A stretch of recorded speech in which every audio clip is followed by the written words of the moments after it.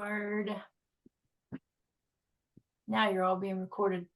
Charlie, he's here. Okay, let me get back to sharing now.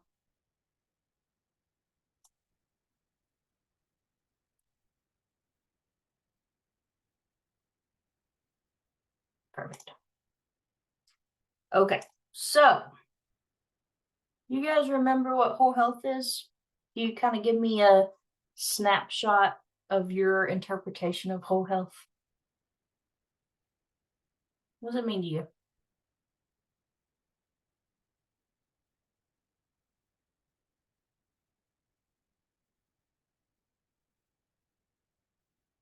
Nobody knows.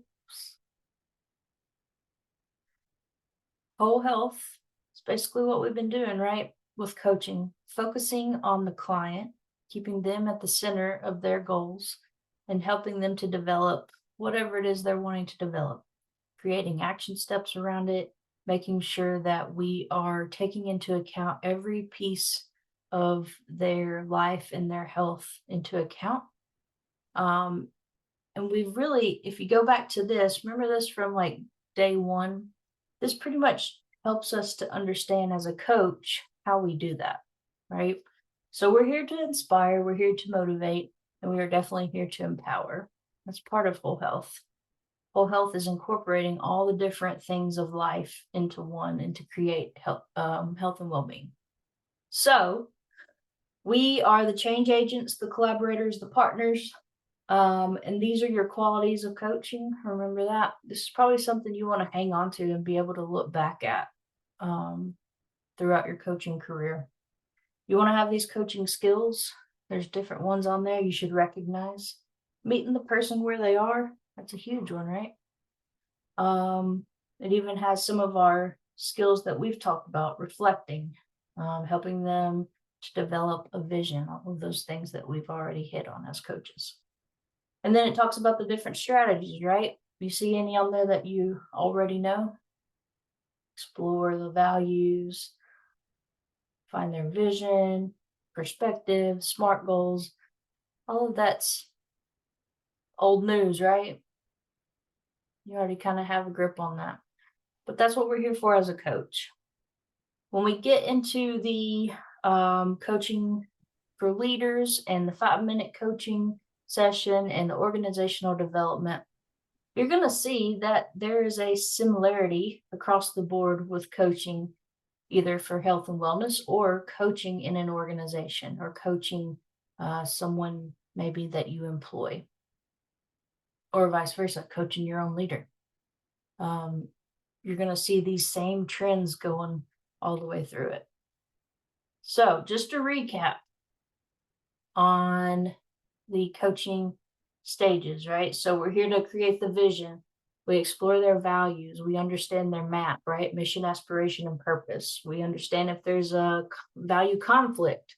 I really want to lose weight, but I love me some donuts, right? That's a conflict for mine. So that's stage one. Stage two, we reflected back and assessed and refocused if we had to. We went through their PHI. We defined what it is exactly that they wanted to focus in on and assess if they're ready to make those changes, right? Then we got to stage three and we planned for the action steps. This is where those SMART goals came into play. Explore their barriers.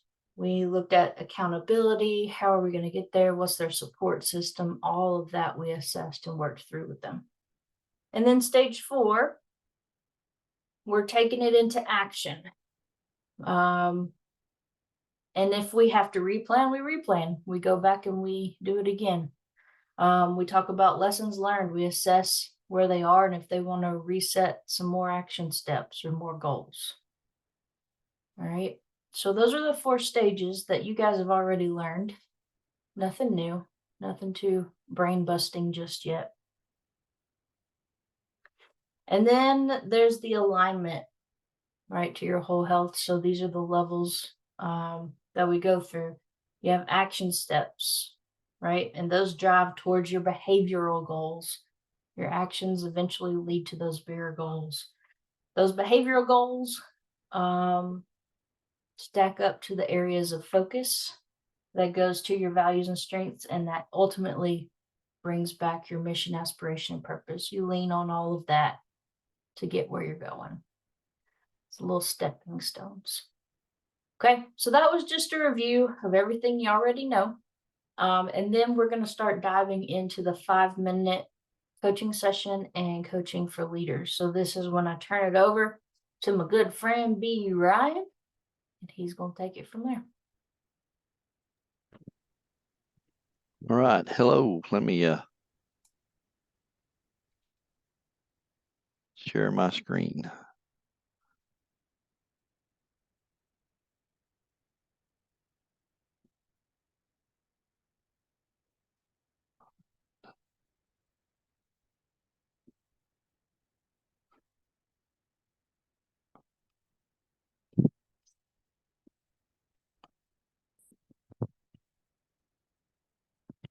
My apologies. I have allergies today, so I may freeze my face as I'm trying not to sneeze into the camera. All right. Let me.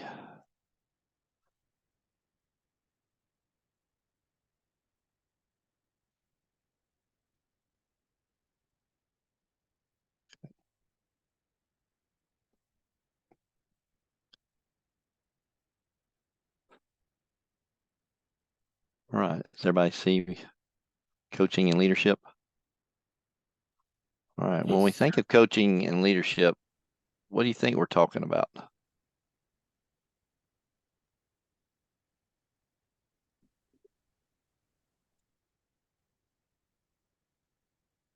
Coaching a team of people that report to you, possibly to kind of help carry out a strategic plan or vision. Yeah, it's a coaching leadership style. Definitely, if you're leading a team, just throw the question out there: is everyone a leader? The trick question. Trick question. 100% yes. Yes, absolutely. So whether you are leading, a company, or whether you're leading frontline staff, or you are that frontline staff is also known as that emerging leader. Of they're engaging with the customer or the client or whomever that they're dealing with. It's that interaction face to face that makes everything happen, regardless of what the boss says. That person is the one representing the company and leading the company, and leading, whether it's their family or just a sports team. Everyone is a leader as far as, setting goals and making things happen for themselves. And so when we think about coaching in that mindset, what does that change for you?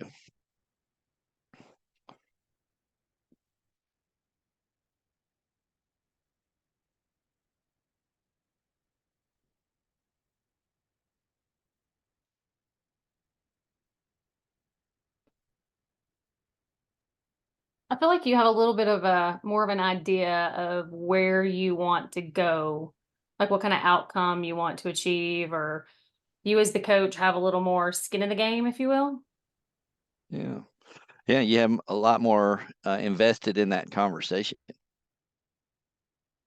And we just reviewed the attributes of a coach. So we think about when you go back to that page, are those attributes that we want to have in every engagement we have?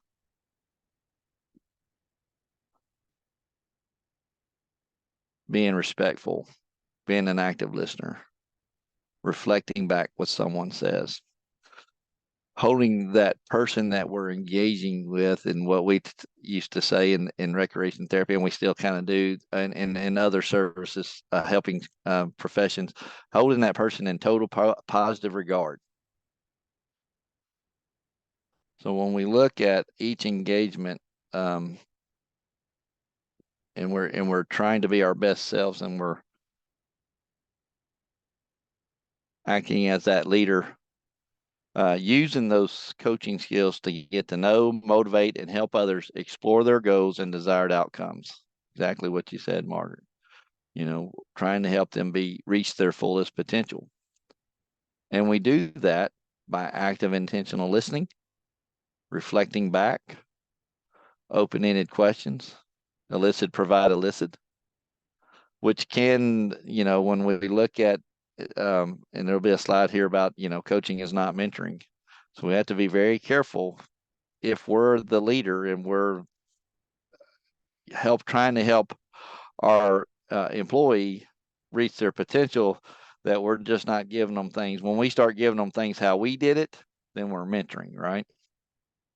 We're not really coaching, unless we want to use how we did it in the vein of the elicit or provide, elicit. Hey, I've got some experience in that. Do you mind if I share? Hopefully they say yes. If they do, you give it a little bit to them, and then you come back and ask, well, what are you taking away from that in your situation? And so it's up to them to use it or not. So then you're not just really imparting all this great wisdom you have, you're just using a little bit of it to help them see a different perspective or a different way in which to help them accomplish their goal. And then there's brainstorming and using that as an opportunity to engage with the employee or with the person that you're talking to in that leadership role. You want to gain that insight for their individual goals and barriers. And this is really critical, especially as leaders, because we want to get that bottom result, and get them going, instead of going, why didn't you do it this way? To, hey, how do you see it resulting in a better way? How could that have been done differently?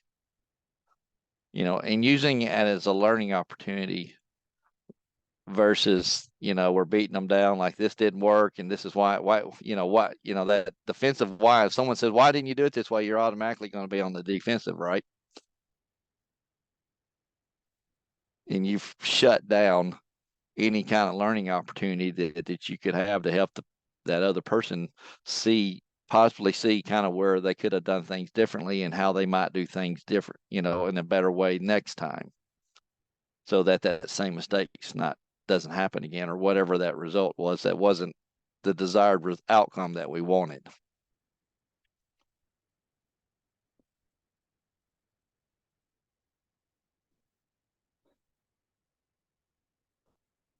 Yeah. So implementing the coaching style, and we talked about emotional intelligence earlier, and the creator of that also created some different or came up with some different coaching styles, which is commanding, pace setting, visionary, affiliative, democratic, and coaching different types of leadership styles, Daniel Goleman. And so that commanding and pace setting, they're kind of more dissonant if they're used harsh, and they're used in a way that's more than what they should be. They should be used sparingly. That commanding is like, hey, we need to get this done. We need to get this done now. We need to charge the hill if you're the Marine, trying to get there. Or that pace setting, hey, we need to get this done by this amount of time, and there's a lot of things going on, but using both of those styles all the time, you're going to burn people out. And they're not going to be able to grow to their potential.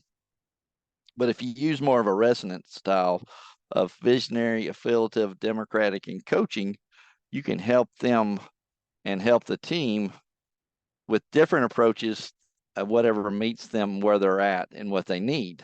And if we use leadership style as coaching as a leadership style, then it can happen in 15 minutes, or you can set some time aside to say, hey, we're going to meet every 2 weeks and just discuss what's going on, catch up, see where we're at. In this past year, when I'm supervisor for rec therapy in the VA in Waco, and I used to didn't think I had time to do that, but I'm putting on my calendar that I met with each one of my employees every 2 weeks for about 15 to 30 minutes, and just kind of getting to know them, getting to know where they're at.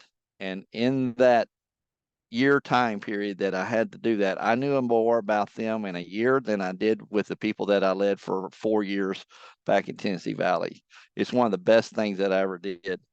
as a leader. And I used a coaching style a lot of the time. In fact, so much they like, oh gosh, it's Brian, he's coaching again. He's asking us, how do we feel? What do we want? What do we think about?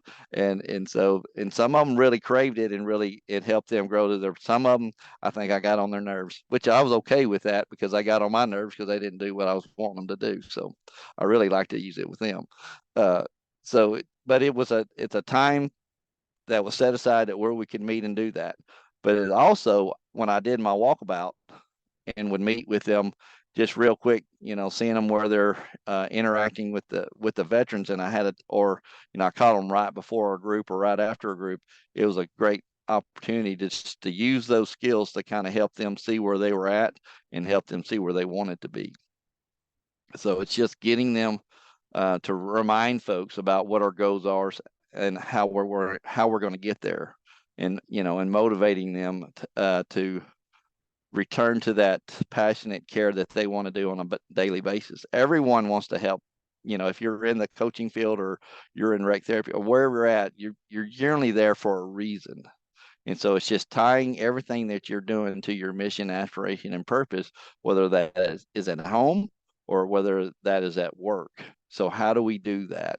And as leaders, that we do that by connecting with them, just like we would connecting if we were coaching a client, and finding out what's important to them. What's their mission, aspiration, and purpose? What do they value?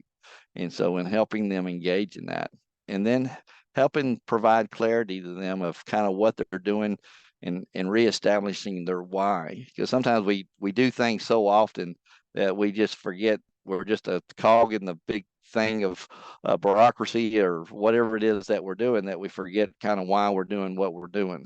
So if we can take that step back and help them see the big picture, it helps them get in tune with what and why they're doing the things that they're doing. Any questions over that on implementing that as targets of opportunity?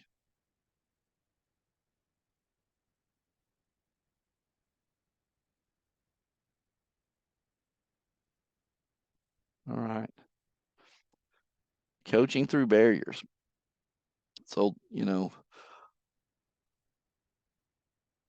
nothing ever goes, the Mike Tyson, the philosopher of Mike Tyson, I heard this a couple of times, the plan goes well until you get punched in the face. And then there's a barrier, right? And we have to overcome that. How do we get around that, or not get hit, or do the punch ourselves? So how do we help them see what's the most important thing that they're doing? Helping them see what's worked in the past. How do you see this working now with the new information? Or what could we do better? And then when we identify those barriers, how do we have that opportunity to reflect on what we could do? So remember, as you're using the coaching as a leadership style, you're not providing answers or opinions. You're allowing them the opportunity to do that, because you want them to find that solution. Because whether you're doing it as a leader or if you're doing it as a coach, you want that person to be able to create their own action steps, because they're going to do those more than you're going to do that directing style. Hey, you're going to do it this way. They may do it that way. They may comply, and it's a transactional.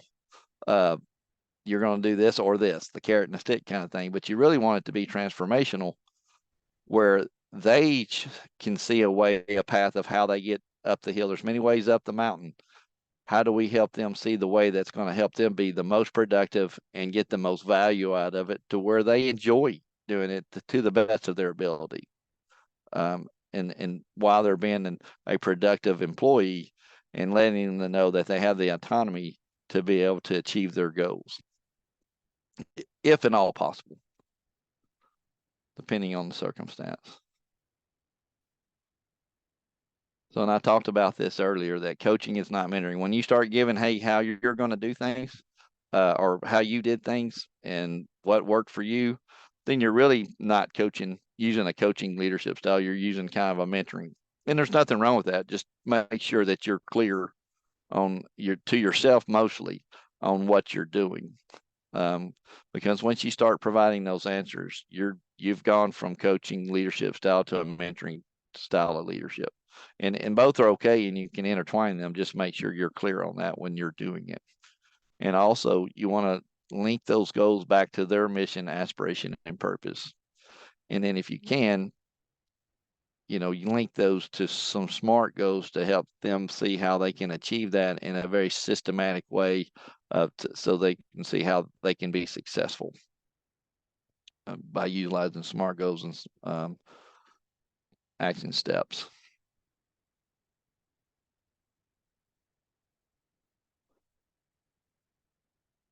So as Haley was talking about, so coaching someone in a leadership position, so that's either you're in a leadership position or you're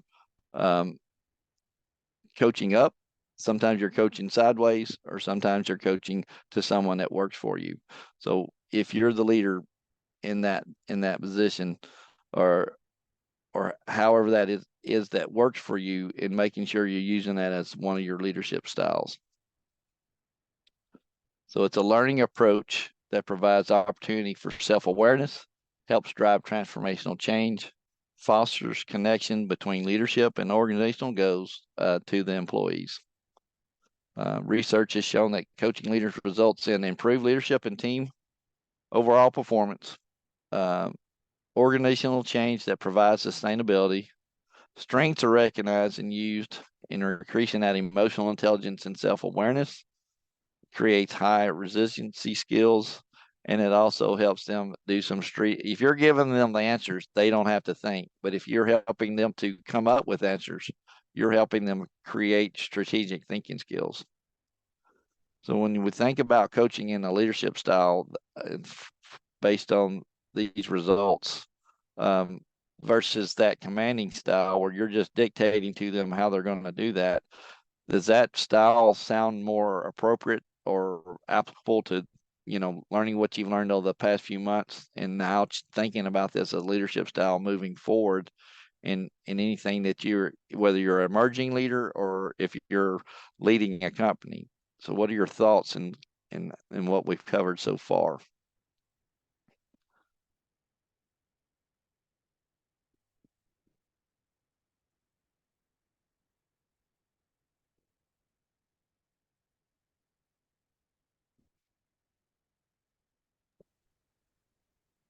I mean, just thoughts overall. It's kind of what you're looking for.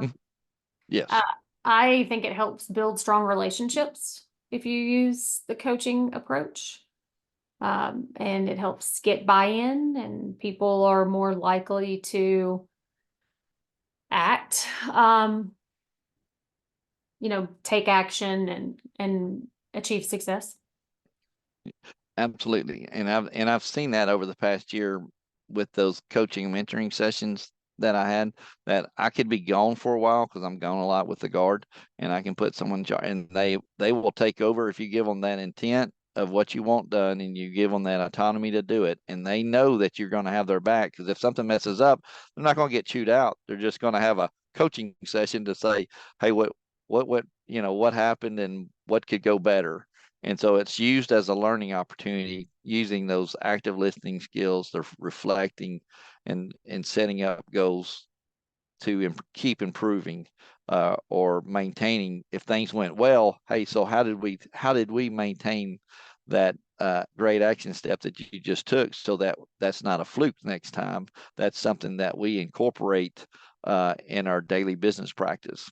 So we not only want to catch what went wrong, we want to, and the Army's infamous for doing after action reviews. So here's what went well, here's what we did, here's what went well, and here's what didn't go well. And we focus a lot of time on what didn't go well. Very rarely do we talk about the things that went well, because we as human beings like to beat ourselves up, like, oh, I could have done that better. Well, very rarely do we talk about the things that went well and how did we do those things well, so that it becomes part of our process of doing things well in the future, so that it's not just a fluke that happened. Does that make sense?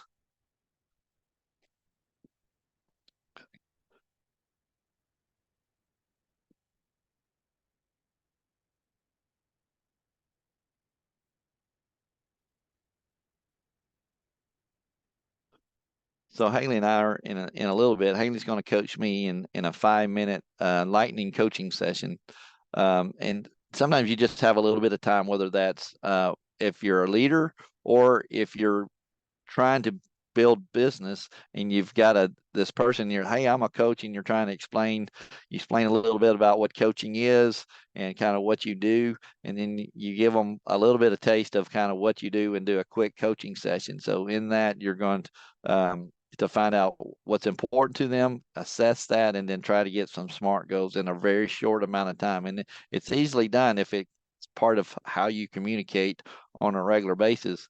So it's just targets of opportunity to coach someone up to see something different and achieve a goal, and gets them set and moving forward in a relatively short time, instead of having the 30-minute coaching session. Sometimes you don't have time to do that.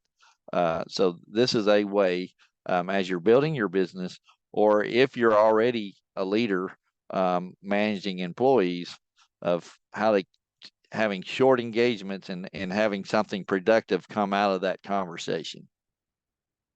Because we want to align that employee goals so that it's understood by leadership, so they can make a quick decision. And then if we need clarity, or if we're unsure of what action steps it needs to lead to the organization to sustainability. And just like I said before, if you don't have that a large amount of time to really flesh it out, and you want to get some quick action steps to get some forward progression, so something is done. Charlie was great about, I don't care what you do, just do something, and just just move forward. And sometimes we fail forward, and that's a whole nother conversation. But I'd rather fail forward and making a mistake and not achieving a whole goal, but at least I moved forward and I made some progress. So then we come back and talk about what progress we made, and we identify those strengths and the things that went well. It's part of that coaching mindset when we're doing that in a leadership session.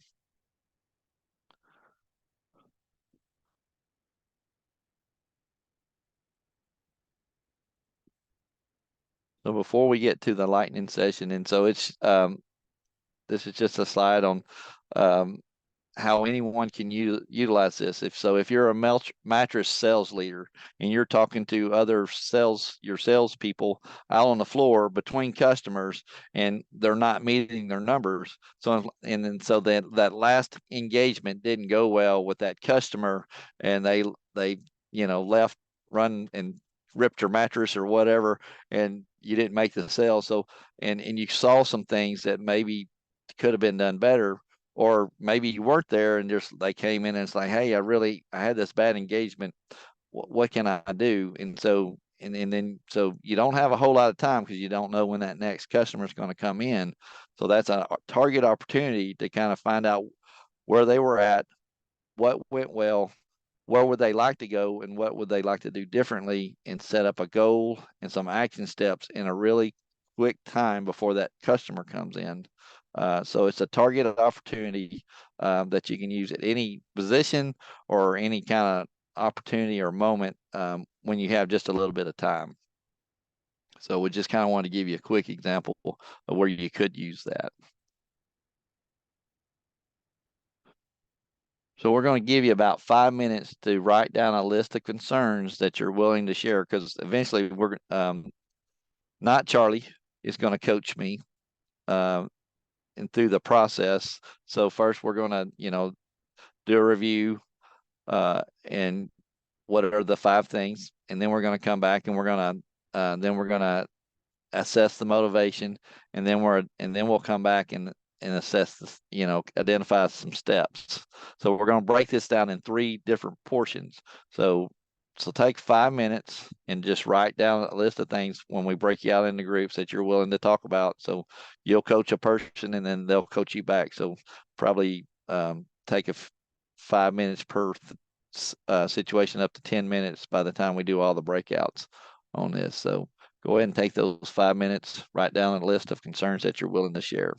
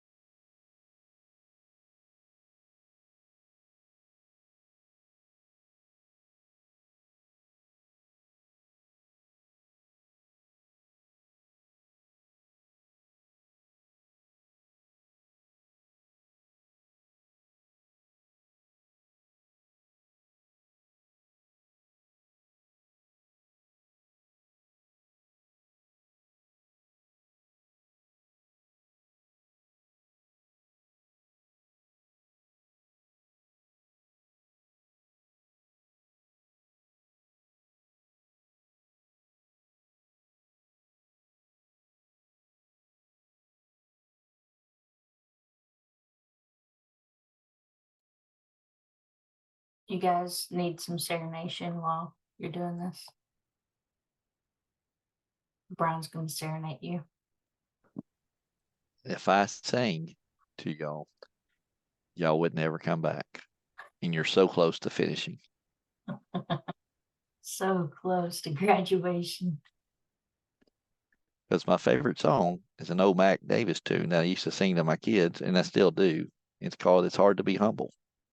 So I'm going to let y'all Google that and imagine me singing it. Not good.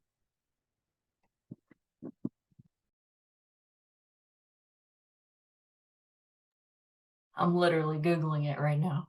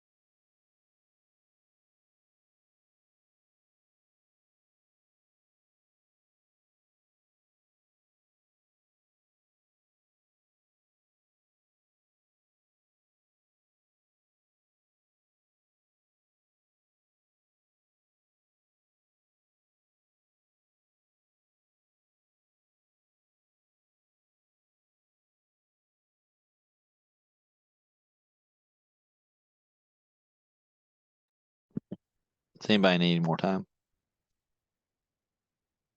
We all good? All right.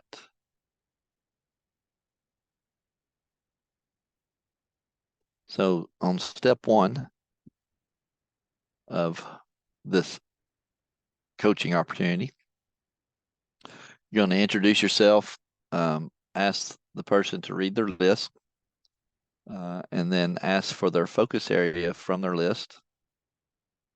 Out of everything you have read, what item would you want to set a goal around today? And then connect that to their mission, aspiration, purpose by asking, how does that go? How does this go help you live your life to what matters to you most? So you don't have to have that information already. And that's an odd question to just ask someone that you don't, if you don't know them, that's going to be a hard one. But if you already have a relationship with them, that's going to be an easy question to ask, especially if you're the leader talking to your employee. Hopefully you have an idea of some of what's important to them. All right, George, are you ready? Ready, Betty, spaghetti. All right. So we're going to do a little demo for you for step 1. And once we get finished, we are going to give you an opportunity to break out with somebody and try this for yourself. All right. Hey, Brian, how are you doing today? I'm good. How are you doing? Doing well. I'm Haley or George. You can call me whatever you want. I know we've met in the past. We actually know each other pretty well, but I felt like you just need to make sure I introduce myself. I know we had talked about earlier making a list of some things that you wanted to kind of think about and go over. Is there anything on that list you really want to start focusing on? Yeah, and so my list, I'm trying to be more consistent in exercise, and and tying in mindfulness, whether that's Tai Chi or doing a reflection journal, eating healthier, just trying to live a little bit or do things that kind of help me de-stress. And so I was looking at, exercising more consistently, mindfulness, Tai Chi, reflecting, doing a reflection journal, or eating healthier, some things that I've kind of wrote down. Okay. So a lot of things to just help you live a better life, de-stress.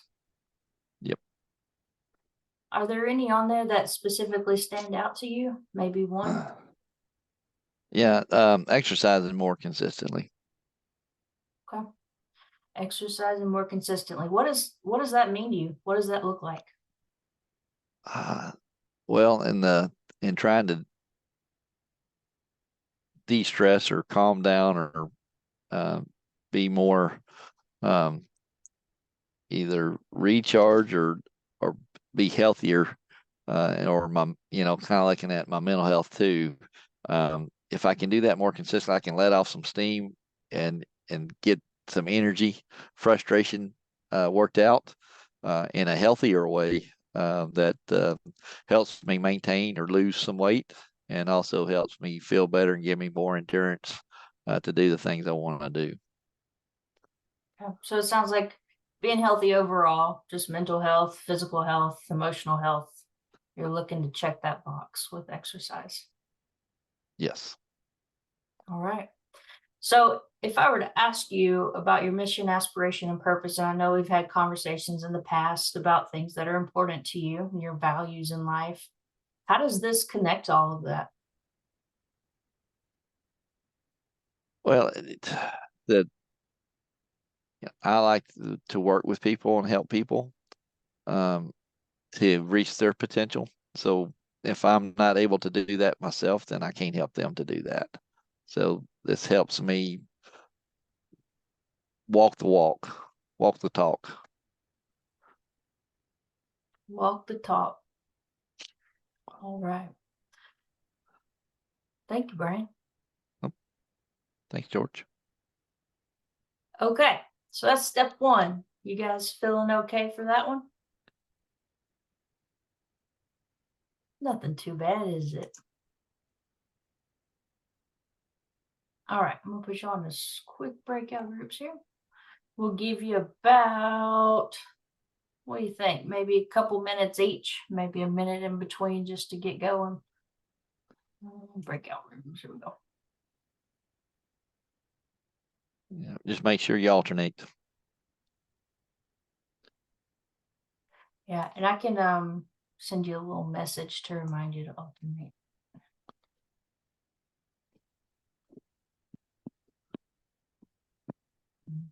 Mhm.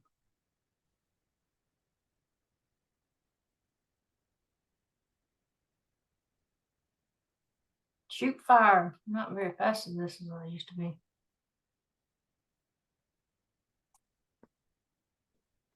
One of you will have a group of 3, so we'll give you a little extra time.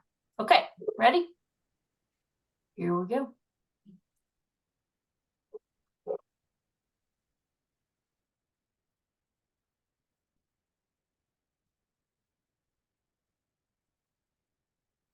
Important.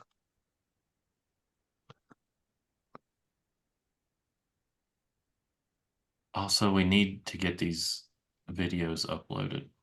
We need to get them off your computer because they saved to your computer, not mine. Whenever you record. Nope. Just gonna keep them for myself. Hoard them forever. All right. How we doing? Easier, was cool. harder?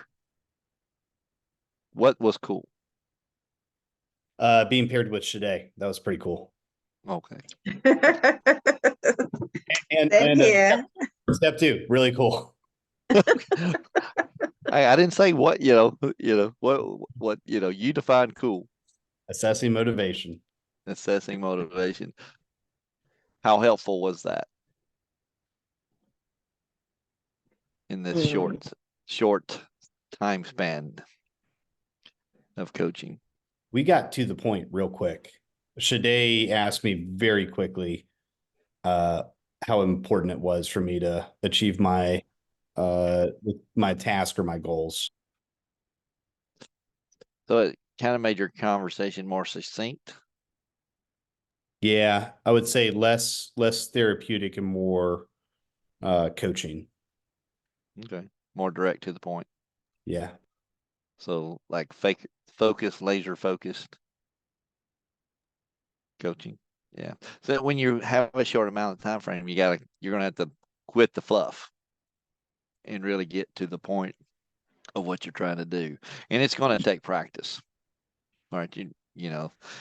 And hopefully you get a few more minutes, but if you don't, you've got to be to the point and making things happen in a short amount of time.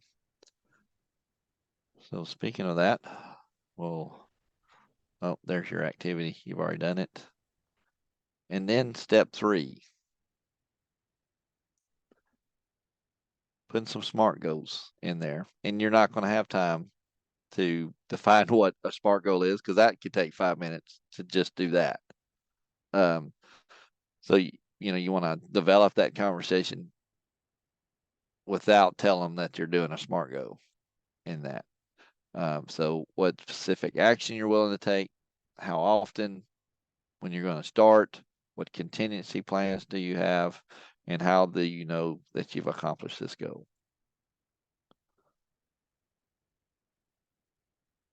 Pretty straightforward. And you can get a SMART goal out of that without saying, hey, we're doing a SMART goal.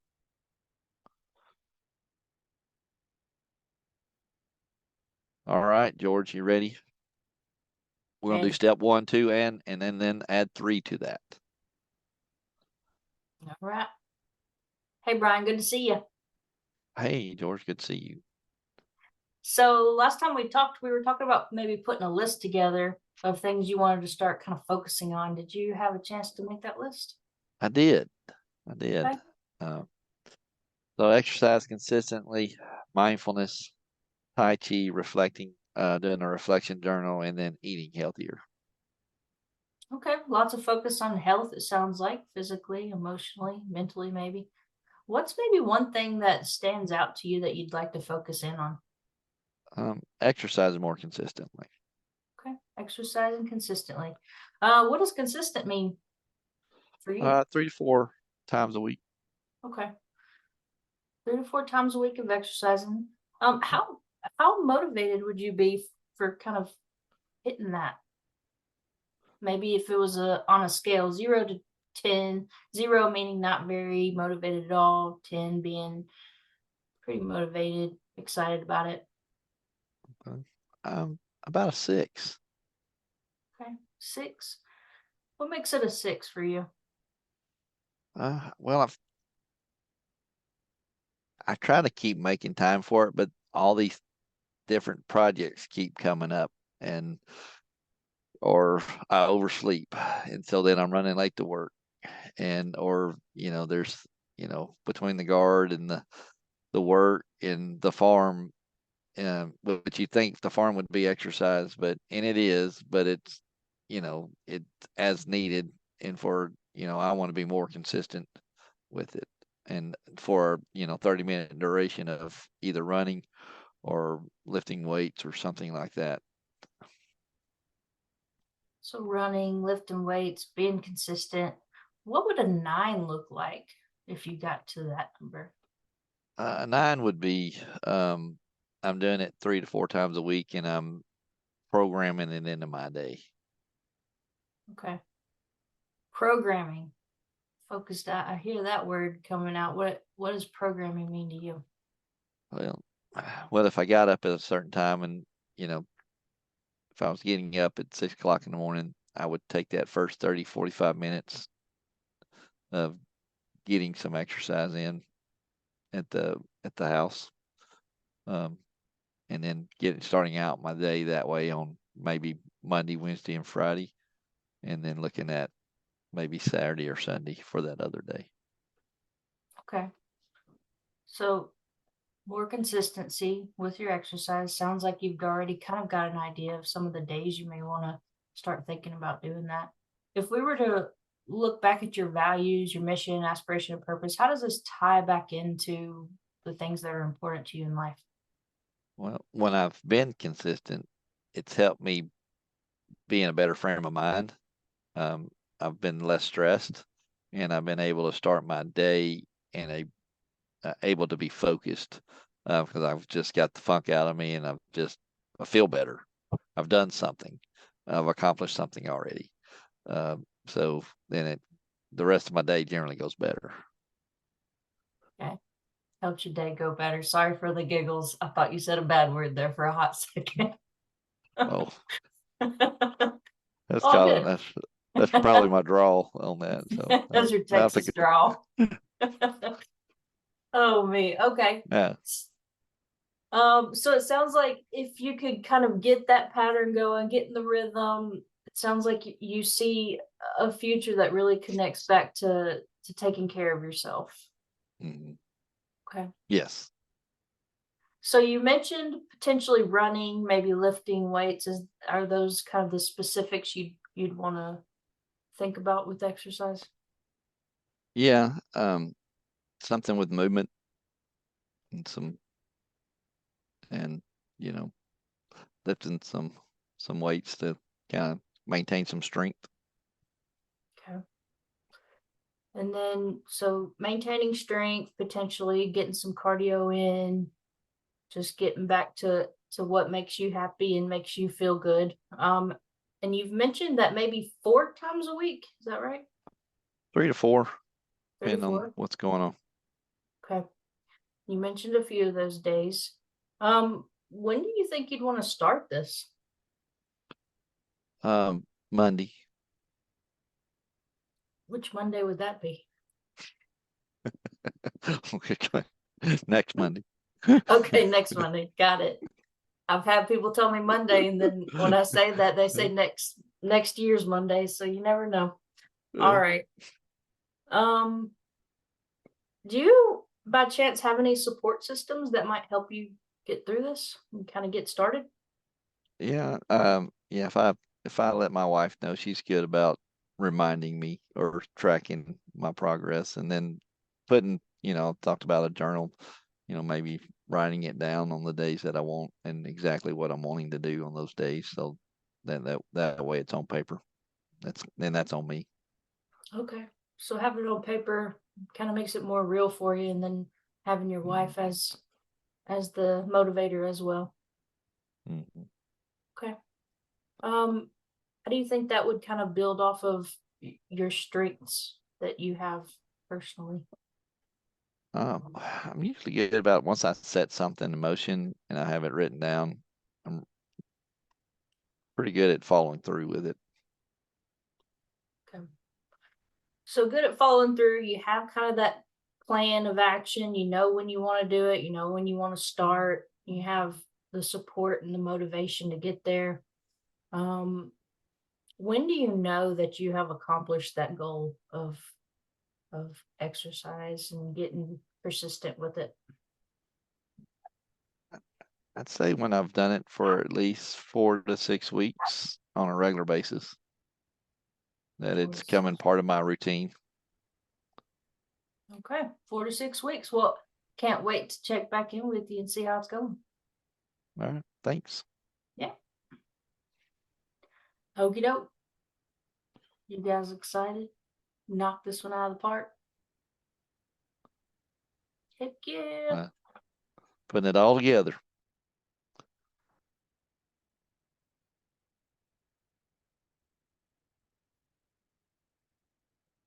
So you have at least, try to stay within 5 minutes. We'll give you about 12 so that you can flip for this one. Flippy floppy. All right, so everybody. Missing one We're more group. missing one. Okay.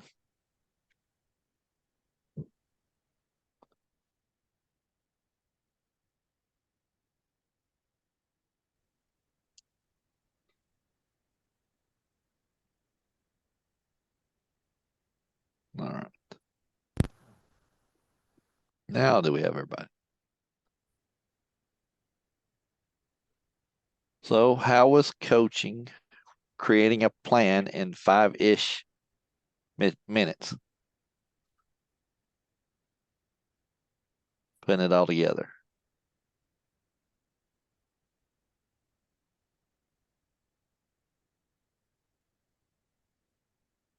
I actually think it's a bit rushed, but it can be done if you have the mindset that you're gonna hit the ground running, so you don't have too much time for pleasantries and checking out on this or checking out on that. So you go straight to the point, ask the right questions, elicit the right perspectives, and that's it. But I would prefer if you have more time as a coach to sit in there and just be just have a relaxing time and talking to your client. I feel it's better than the 5 minutes snack time. Well, yeah. So if more time is preferred, but if you just had hey, we got 5 minutes, we want to check in and get some forward movement going, you can do it. It can be done. Yeah, yeah, it's possible though. Yeah, It's it possible. is. It's Yes. possible. Yeah, and so, with your normal consistent clients, you're probably going to have that time. But if they're, like, as Charlie was talking about earlier, if you're trying to do and you're meeting and engaging with new clients, and so you've explained who you are and what your process is and what coaching is and what it's not, and then you say, hey, we got about 5 minutes, let's do a quick coaching session as a demonstration just so that you can see what it's like. Now you kind of see how you can do that really quickly.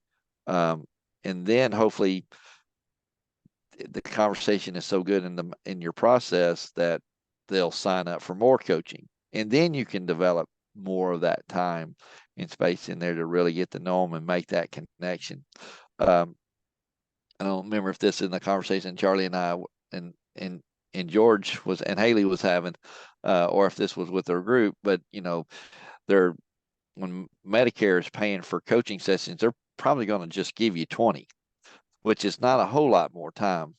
You can have a little more conversation, but if you want to be, you're going to have an outcome at the end of each session of kind of what you did and what you talked about. So it still needs to be laser focused. But if in those opportunities, especially as we look at as a leader, this is a good target of opportunity with your employees, or with maybe if an emerging leader, you're talking to you're helping people understand what you're doing and giving them an opportunity to grow as an emerging leader and just doing peer coaching. So there's also a way of doing that and helping your peers grow as well. So this is a quick opportunity to explain what coaching is and get it done, and get some movement going. Any questions or thoughts? Haley or Charlie, you got any things you want to add before we put them on break?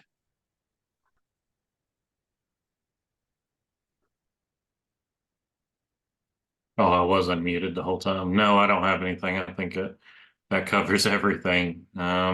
Just remember, this is a great opportunity to just really be able to introduce something to somebody and then be able to get them moving forward, whether it's, like Brian said, leadership opportunities, 15-minute consults to try to grow business. You could even do this, in front of groups of people as well, right? To pull people up if you're talking to colleagues or peers that, another thing that I could think of is going to and providing lunch to a group of colleagues, and then you could do a group coaching session this way, right? A real fast paced coaching session and introduction to it. So there's just so many different capabilities of being able to get this pitch down to 5 minutes. So anyway, I'll leave it there. And once it becomes part of how you carry conversations, because you're actively listening, you're reflecting back and things like that, it'll become more natural to do a quick coaching session as it becomes part of who you are and what you do. All right. We want them back at 10 till the hour. It's good. Well, whatever hour you were in, what zone. Sade is like 4 a.m. We're good to go. All right. See y'all at 10 till.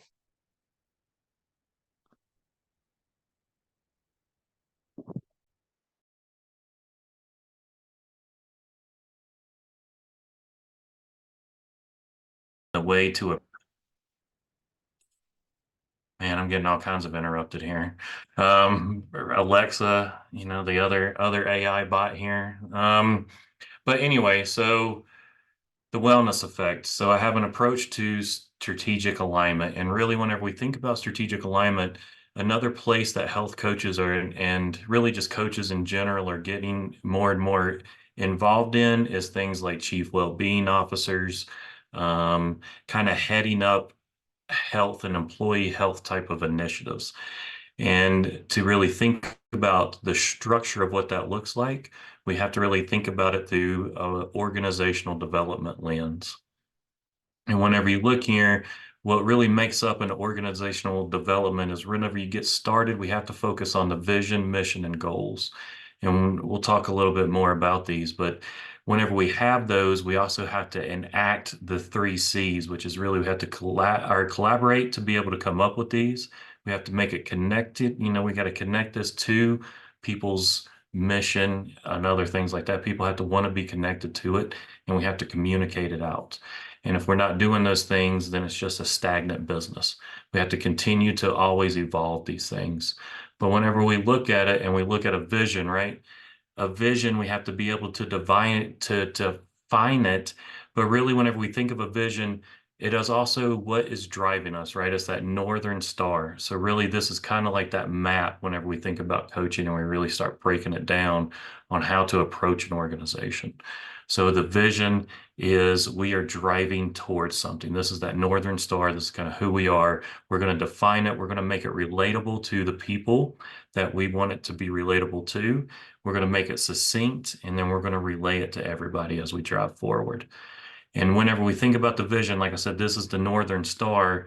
And then the mission would really be that long-term behavioral goal or that focus that you're kind of driving towards.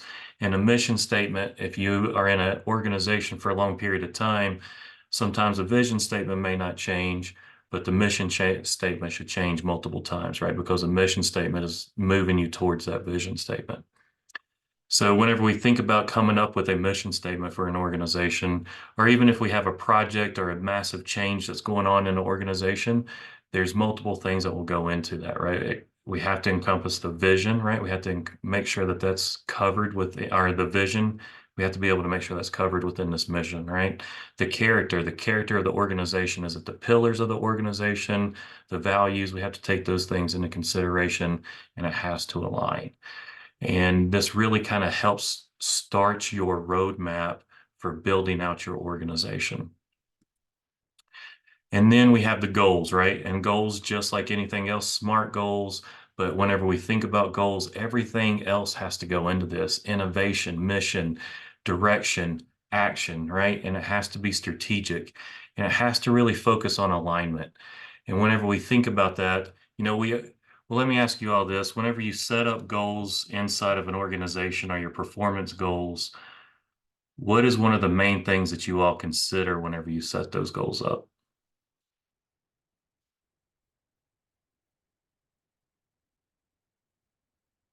Are they strategically aligned? How do people contribute? Make sure they're measurable, relatable. Yeah.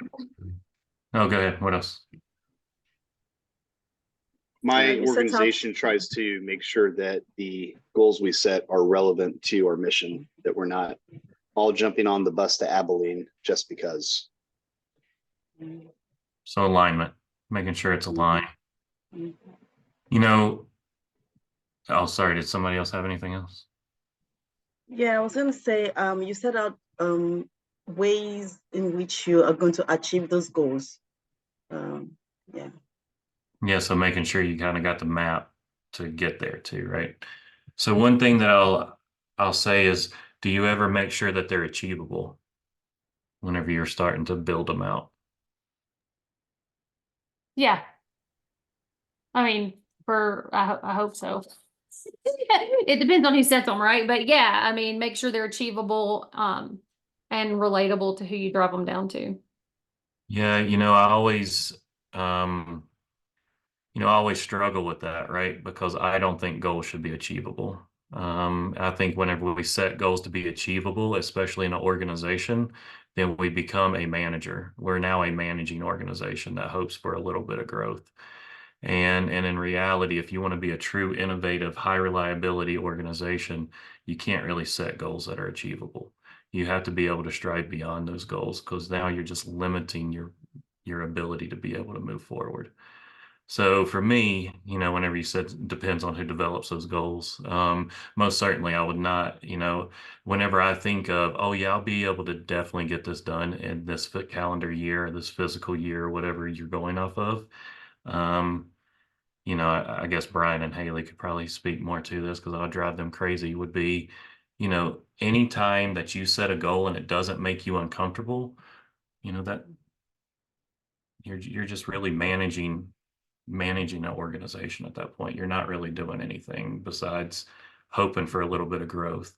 And really, whenever you set goals that you can accomplish, or goals that really stretch you out, then in my opinion, that's where innovation lives, right? Whenever you become uncomfortable based on the goals that you set that are aligned with your mission and vision, then you're going to step outside your comfort zone, because to accomplish that goal, you now have to do something innovative to create a desired outcome for that, right? Yeah, I So, think that's a good point. We struggle with that because if you tie compensation to it and you make them unachievable, then you've got another dilemma entirely. well, yeah, but I mean, I think that's a culture shift, right? And the For expectation. sure. Because, in the VA, I always use the VA as a good example here, because a lot of people have no idea why the VA actually provides services. And usually I'll ask people, well, actually, I'll go ahead and ask, why does people here think the VA provides services? Why does the VA exist?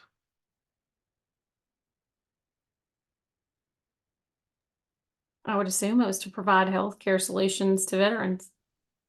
Well, I would think that's what they do, but that's not why they would exist, right? That's the what behind why they do it. Um, And I mean, this is really a trick question. And usually I even ask, VA executives this question.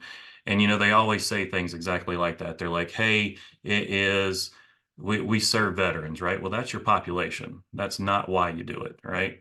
And then if you say I provide healthcare, well, that's what you do. That's not why you do it.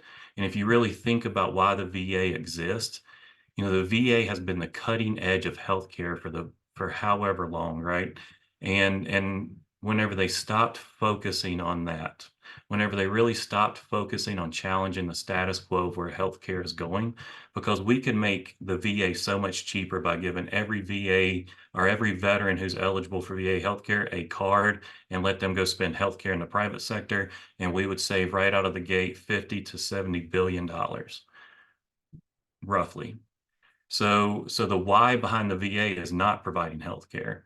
It's not treating veterans. It's challenging the status quo of where healthcare is today versus where it's going. The VA trains over 50% of all healthcare professionals in the United States.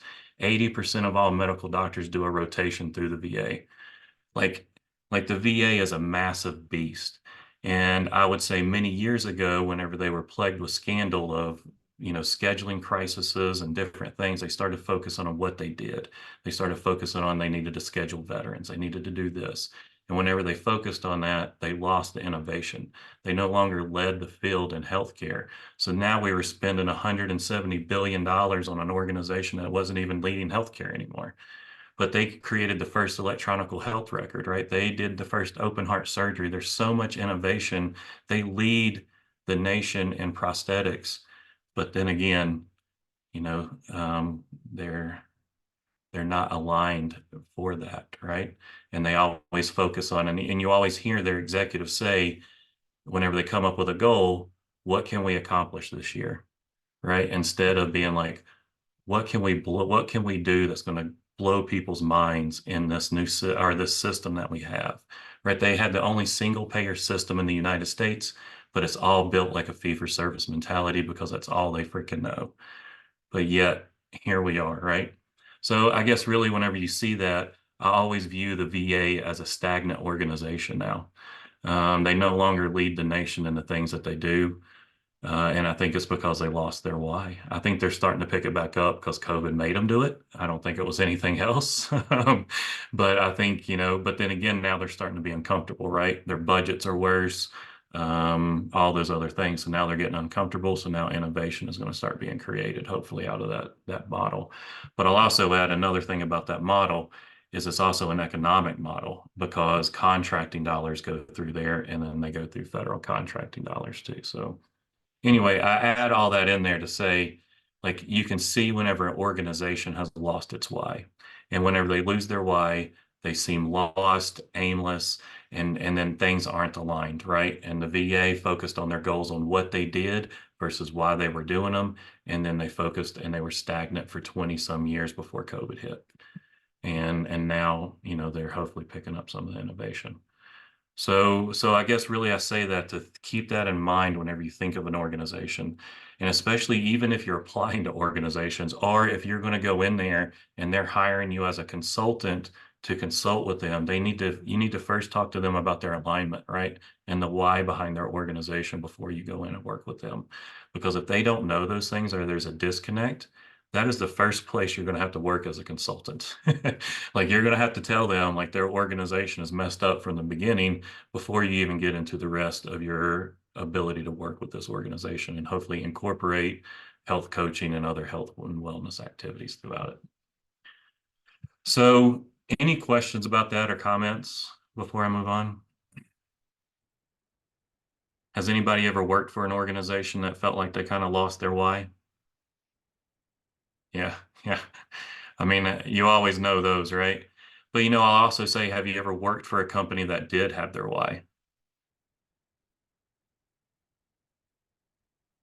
I mean, I have, and I'll always pick on the military, but this is one thing that I feel like they kind of got right, as they always have a why. Their mission statement tends to stay the same sometimes, but it changes over time. But ultimately, they have good alignment all the time. In my opinion, part of the reason why veterans struggle sometimes coming out of the military is because of that alignment. They're so used to that alignment. In the private sector, you don't see that alignment, or in the civilian world, you don't see that alignment as much in everything you do. So whenever we think about those pieces, though, so now we have a strong mission statement, we have a strong vision statement, those are aligned, our mission is aligned to our vision statement, we now got goals.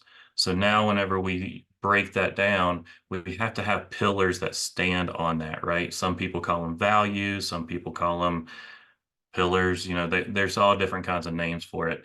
But in my opinion, and the way that I approach organizations and I approach organizational development is through HRO principles. If you're not familiar with that, they're high reliability organization principles. They're grounded in evidence-based practices. But you can come out of an organization and develop their values or their pillars or whatever they call them, their character based on these pillars. And I think it's great. And here, I have another outer layer circle that really talks about community and development and health and wellness and culture, right? Culture within an organization is more important than anything you could put in there, right? You could, like culture is so important. People will stay in an organization even if the compensation is subpar, if the culture is amazing, right? So we have to remember that, and we have to keep that as a component, especially if we're going to be helping organizations develop a healthy culture. So whenever we focus or whenever we start to break these HRO principles down, this is in no particular order. So you don't have to put these in order. These are really fluid. They should kind of come and go, and they should be things that you focus all the time on. But a culture or a high reliability organization should have a commitment to resilience, right? So that commitment to resilience, yeah, I just seen that Pat put good cultures eat good strategy for breakfast. That's absolutely right. But we have to have that commitment to resilience. And whenever we think about it, a culture is defined by its ability to be resilient, right? It has to be able to rebuild after they, whenever you go through a tough time, an audit or a merger, whatever it is, right? a culture is really defined by its ability to be resilient, and they have to be able to bounce back, but the organization itself has to have a commitment to be able to rebuild that resilience for those individuals that are helping them with this organization, right?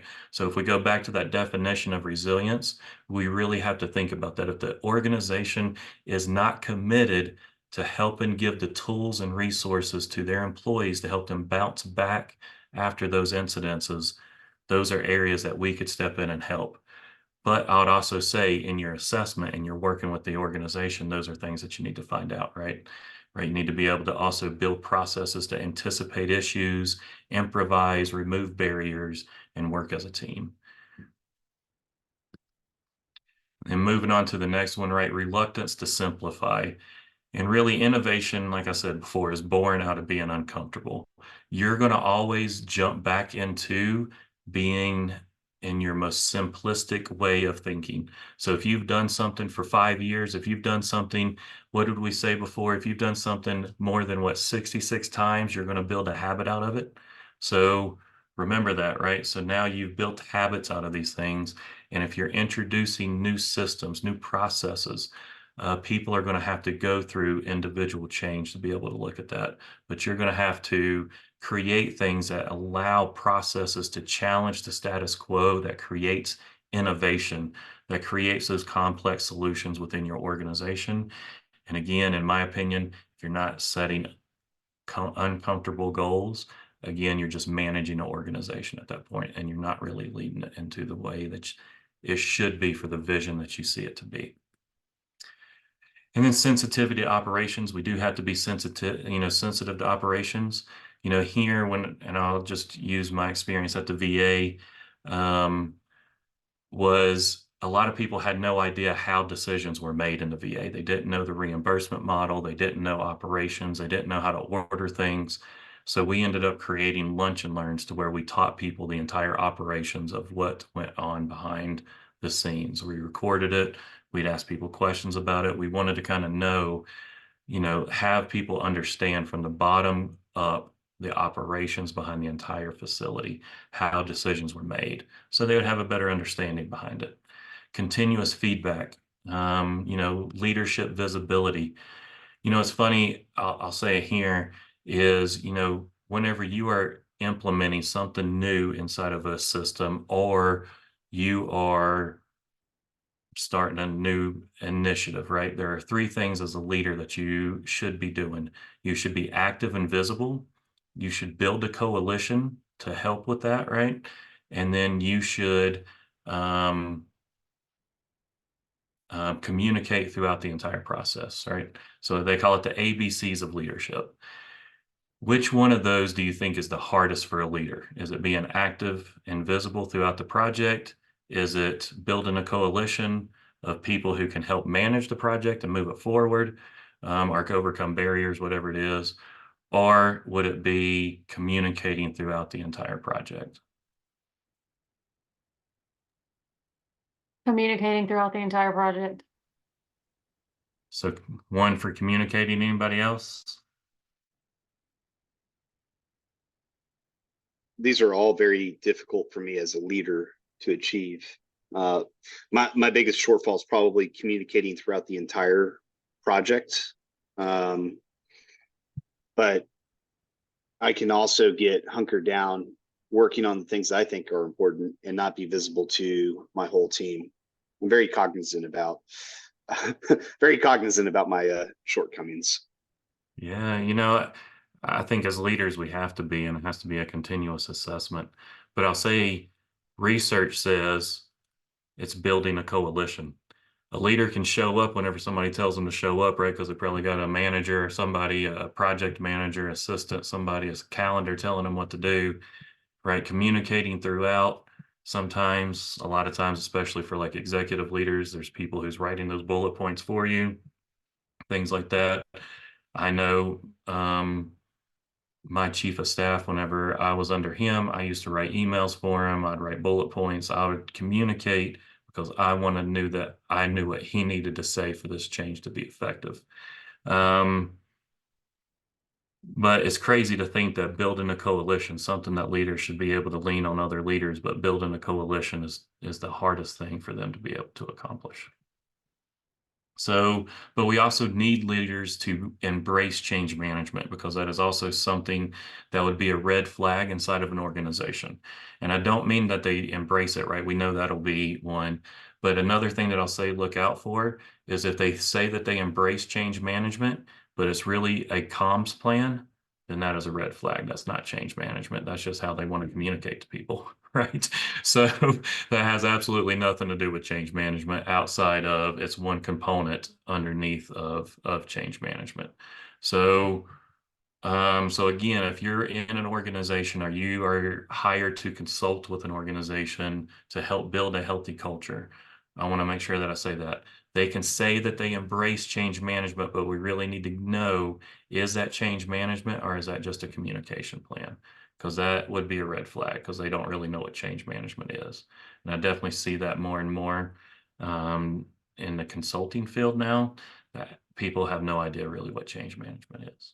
So, and of course, establishing a good team, and, you know, establishing and measuring leadership engagement is going to be a must in any project that we do. So we have to be able to hold them accountable to build that coalition, right? Because we know that's going to be an area they struggle in, but we also know the success of the project is based on them being active and visible throughout. So we also need to create that schedule of when they're going to be doing the town halls, when they're going to be, you know, rounding with frontline folks and doing focus groups, right? And doing different things like that in this process. What is the reason behind lack of, you said the number one thing was lack of, you just went, Building a coalition. yeah, why is that? Is that like a pride thing, or just what is the reason for that? I could probably say there's several different variables that control that, right? Like you could look at one would be that we don't empower middle management to speak up to those senior leaders. And then they don't get the information that they need. So then they don't know that they need to get somebody from IT into that meeting, right? Or they don't know that they need to get, you know, the health coach in the meeting, whatever it is. I'll say another piece is whenever you're also at a senior level, sometimes you think other people should be getting that stuff done. And I think that's probably another major piece, maybe not getting it done, but maybe they should be the ones finding those experts. And then really, and I'll give a good example now. I sit on, I think I've told you all this, I sit on this interagency task force for suicide prevention. And in that suicide prevention task force, we have every agency in the federal government is covered in this. Like we have federal agencies from everywhere. And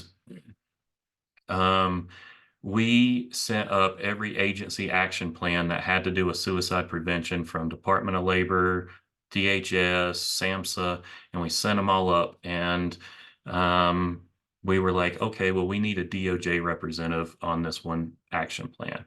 It's already been developed. The last person did it. We need it. So we sent all this stuff up. And then the co-chairs, which are Secretary of the VA, DOD, and Department of Human and Health, or Human Services. And everybody thought that everybody was on the same page. These leaders thought that the co-chairs, you know, took care of this and it was already done. And nobody had actually took care of anything. And we were waiting on those leaders to reach out to the Department of Justice to get that representative.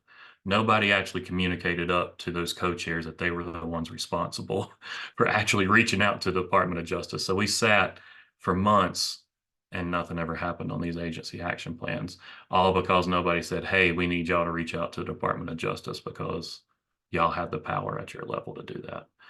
I think, you know, that I think those types of things happen on a regular basis, especially in senior leadership, because especially whenever you have multiple layers of senior leadership. So if you have another layer of senior leadership, then you're also going to think that that staff VP or some other senior leadership would have took care of that, and not necessarily. I don't know if that answered your question, but, you know, I think it could be multiple different reasons on building that coalition. So often a breakdown of communication potentially. Yeah, I would say probably 90% of it would be breakdown in communication. Because, a senior leader is not going to be like, or any leader is not going to be like, you know what, just screw that. I don't want this to be accomplished. So I don't think that's the mindset unless they're just, a turd and against the goal. That's a different story. But if they're active and they're wanting to be a part of this organization, they want to make it accomplishable. But sometimes that communication barrier gets, we're human and those things, and then the way that we relay things. It was funny as y'all were breaking out. In the last group, we were talking about communication, but we were talking about it in a different way. Has anybody here ever seen the show Nailed It? I know, I see Carrie, but it's a cooking show. And basically, the premise behind it is these chefs, they come out and they show in a real fast way how to make a cake. And it's like, they make it look so easy. And then they get, average people to come in and then they try to recreate what the professional chefs just did. And it comes out just looking like shit. Right. And, it's everybody's, it's really funny show. So if you ever got time to kill and it's on Netflix, but we talk about that in communication, right? Is we can communicate something to you and y'all can go out and do it. And then we can even show it looking nice in this nice, pretty package. But a lot of times whenever we try things, it comes back, in different ways and looking at it like nailed it, right? Like you communicated, this is how you do it. They even have like an entire recipe and then it comes back and it looks like, it looks, I mean, I don't know. I wish Haley had those videos and the screens that she was just showing, but they just look terrible. I mean, I And do. but If you wanna it's see it. really just communication, right? Is you can communicate something to somebody and it's going to be a breakdown of communication. And I was going to talk about this, I think, on the next one. Um, Preoccupation with failure. Because really, one thing that I was going to say, and maybe I can just say it here, is whenever we oh man, now I forgot what I was going to say. I forgot it. Never mind. What were we just talking about? Completely lost track of what I was saying.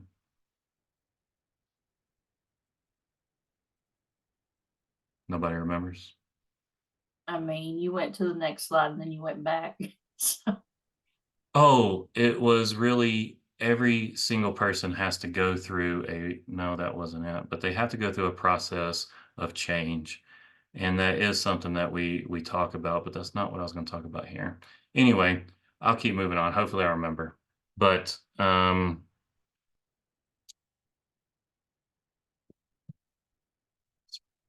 so preoccupation with failure, we have to desensitize failure because I strongly believe in this. And I'm sure, this was hard for a lot of people who has ever been on a team with me is, in my opinion, failure is the root cause to growth. And if you're not failing on a consistent basis, then, and this kind of goes back to my philosophy of goals, right? Is if you're not setting goals that are challenging and hard and you're not failing fast by going after those goals, because in my opinion, in a year, goals should change because you should have failed multiple times throughout that entire year and you should be evolving that goal throughout that entire process. I embrace failure. I think, again, failure has never been anything that I would shy away from. And we have to empower and equip people for this because that is not a mindset that most people have, right? And it's difficult for people to think through that new mindset of failure is something that is not negative, right? This is something that we can grow out of.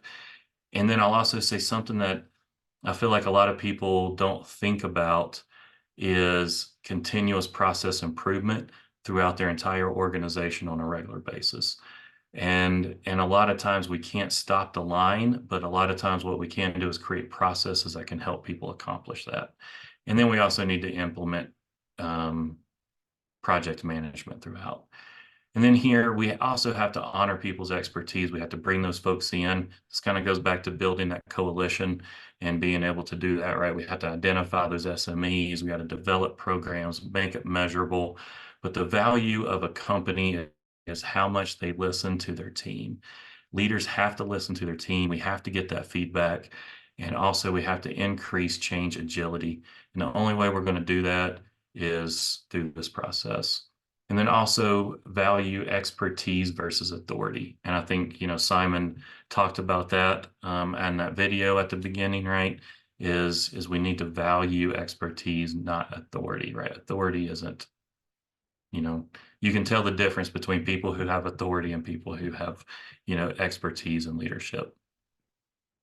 So I'll go ahead, Haley. I got a couple of videos that I can throw in at the end once you finish these cycles. One's going to talk about failure. It's like 2 minutes, and one is about hearing people. It's a good one. And I remembered what I was going to say a second ago, and I think this is also where we miss the mark, and that's where I was going with it. Is a lot of times we give people knowledge, and that's where I was going with the Nailed It videos. We give people knowledge, but knowledge does not equate ability, right? And I think a lot of times we think that, and whenever people are going through a change process, we can give them a training, we can give them an online training, we can give them an online walkthrough, we can, do all kinds of different things, but knowledge does not equate ability.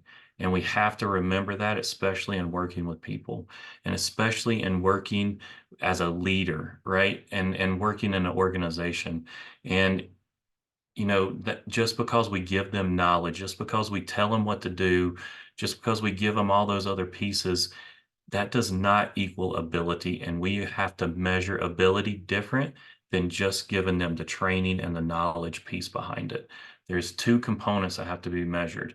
And I'll say ProSci really breaks it down. They break it down into 5 measurable pieces that measures people going through change. And the way that they break it down is called ADKAR. It's awareness, right? So you build awareness around the change going on or what's going and happening. And then you build desire, right? What's in it for them. And then you build ability or knowledge, sorry. You build knowledge, right? So whenever you're doing the knowledge piece, you're giving them the trainings. Then you measure ability, and then you measure reinforcement. It's similar to, the stages of change. So we help people through the stages of change, even in our organizational development lens. So does anybody have any questions about HRO and these pillars that we just talked about, or any comments about any of it before we kind of move on and maybe show this video from George?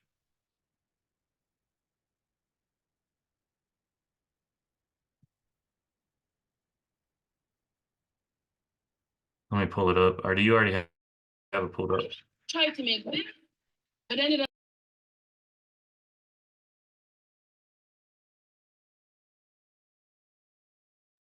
Talking with the mute on. I've got it. So what I put in the chat is just for you guys so you know what he's referring to with Nailed It. It's pretty good. It's just their turn. Okay, so I'm going to, oh shoot, let me share my sound too. Otherwise you're just gonna see her lips moving.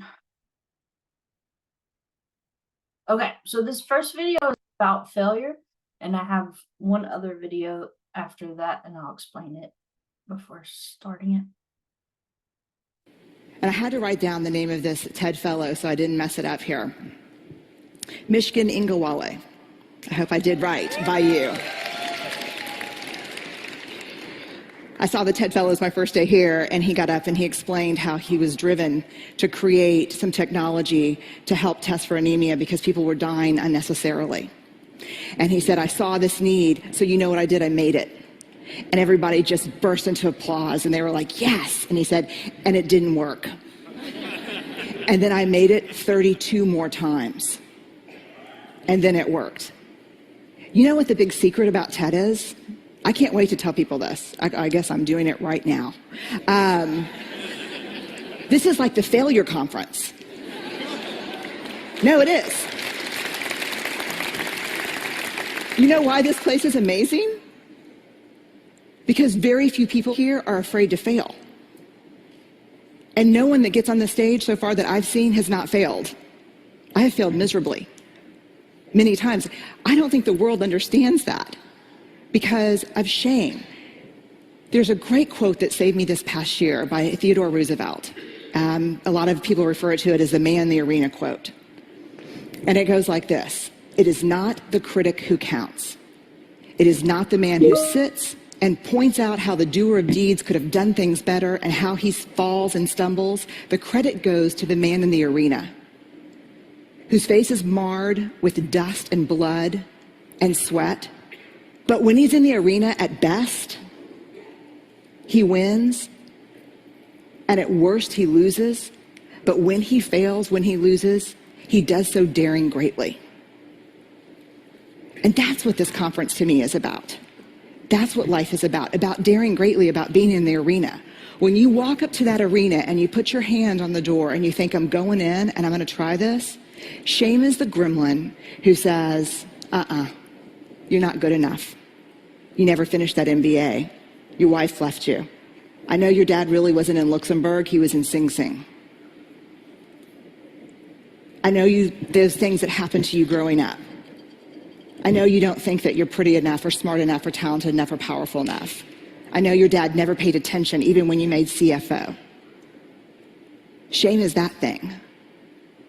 And then if we can quiet it down and walk in and say, "I'm going to do this," we look up and the critic that we see pointing and laughing 99% of the time is who? Us. Shame drives two big tapes: never good enough, and if you can talk it out of that one, who do you think you are? The thing to understand about shame is it's not guilt.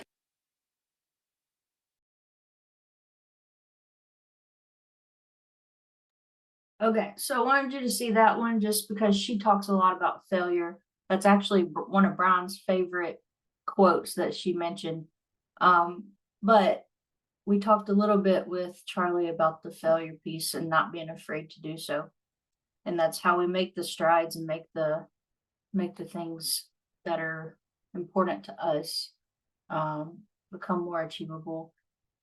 So the next one here is talking about inclusion, or not inclusion, but basically not labeling people with biases, not leaving them out, because what we've learned from the many places that, at least that we've worked, especially within the VA, when people feel heard, they're willing to collaborate, they're willing to be a part of that team.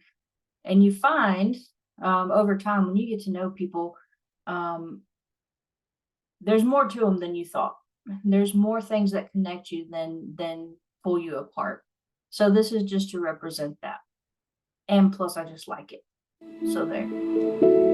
It's so easy to place people in boxes, drawing lines, creating sides. There's us, and there's them. Those we feel comfortable around, and those we don't. There are those of us with many chapters, and those just starting their own stories. There's the well-to-do, and those doing what they can.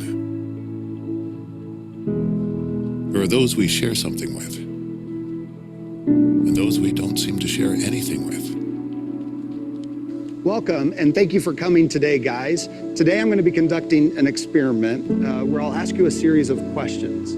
Now, these questions will be very personal questions, and for us to get a true result, I need you to be completely honest with how you respond. The first question I have is, who in here was the class clown?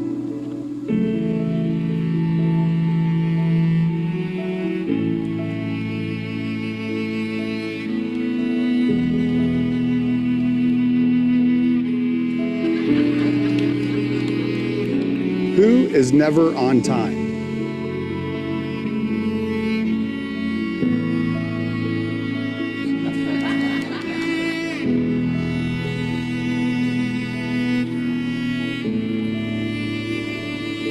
And then there's us, we who have tattoos.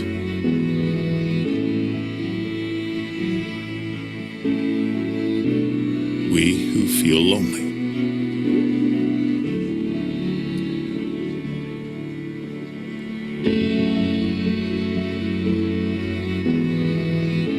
We who have been bullied.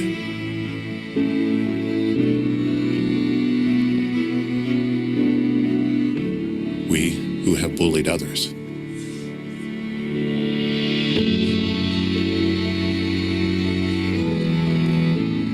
We who are madly in love.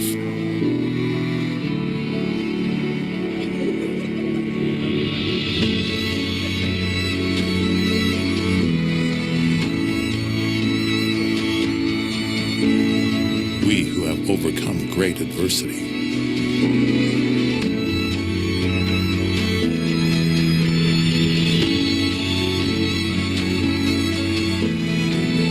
And there's the lucky ones, whose team won the championship this year.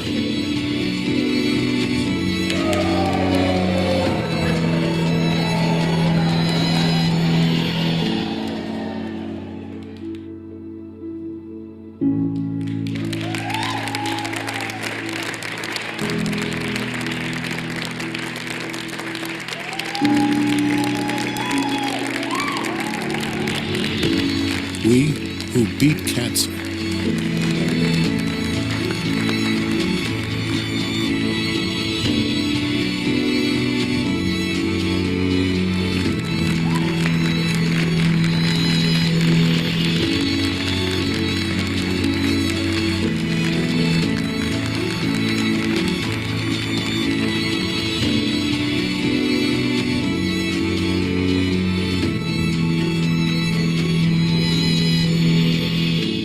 And then there's all of us who are created in the image of God.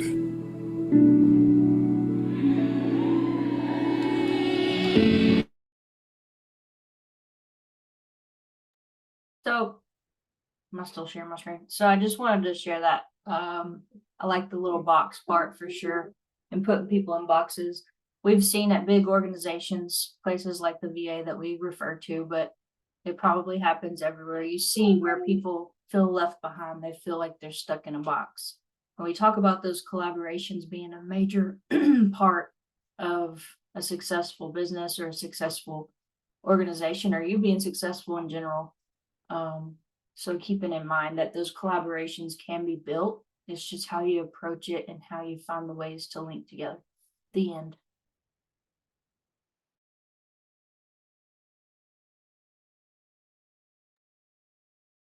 Well, how do y'all feel about those videos and everything that Haley just shared?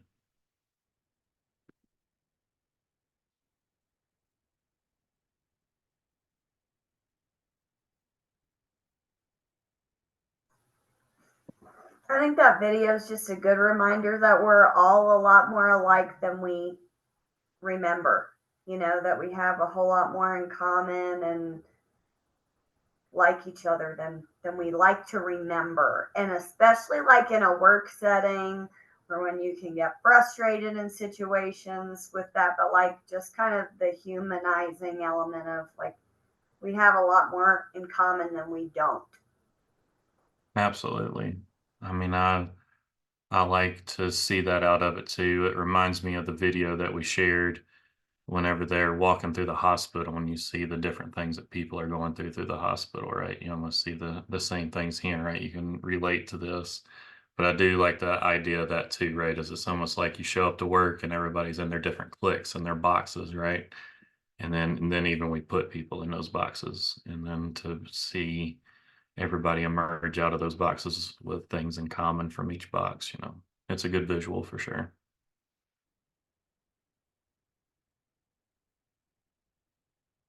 Nothing else? All right, well, let's keep going. The So, last one is for storytelling when you hit that one. okay, good. I got one. Okay.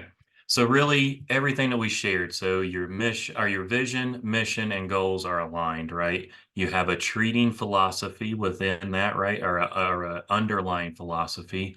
For us, it's whole health. And then our pillars and our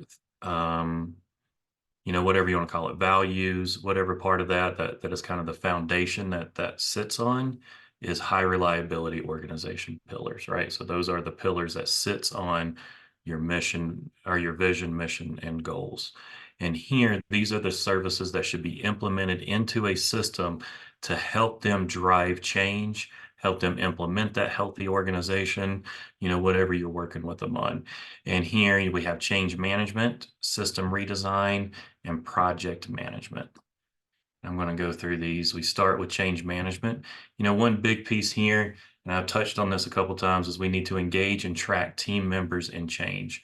We forget that each individual person goes through change. Like I said before, ProSci breaks it down, but really it's the stages of change. Everybody goes through the stages of change, even in a work environment, right? We are all people at the end of the day, and we have to be able to relay that to the organizations that we work with. If we're consulting with them, if we're leaders in it, we have to remember that each individual, the way that Margaret goes through, a change is going to be different than the way that Carrie goes through that change. And one may accomplish that change faster, the other one may not. And we have to be able to work through that and measure that with them, and then put in the resources to equip and empower them to be able to, adopt and enable this change. And then we also need to empower middle management. This is where I feel like most organizations fail the largest, is they do not empower middle management. And what I mean by that is most of the time, whenever priorities come down and also the measurements in place and the KPIs for the organization all tend to fall on your middle management.